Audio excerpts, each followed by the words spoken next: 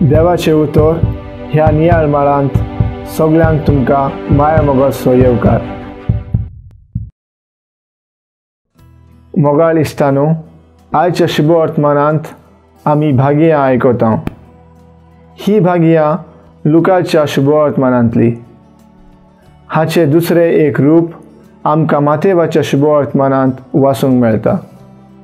ही भागयां क्रिस्त जिविताची तत्वां, आमचे identity card कशें।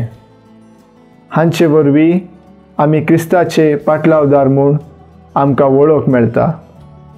म्हणटच आमच्या दुस्मानांचो लेगून आमी मोग करूंक जाय। एक मोगाळ आनी कणवळायेन भरलेलो देव आमकां ह्या भागयांनी मेळटा। आमी लेगून देवा भाशेन मोगाळ आनी काकृतसार जावंक फावो। देवाची कृपा आमी आमच्या जिवितांत मागुया आनी ही भागयां आमच्या जिवितांत जियेवया। प्रार्थुया। मोगाळ बापा, तुजें उतर मांडून घेवंक म्हाका तुजी कृपा दी। सोम्या जेजू क्रिस्ता, बापाची खुशी करूंक म्हाका तुजो आदार दी। पवित्र आत्म्या, जा तूं आमचो आळाशिरो आनी वाट। आमेन।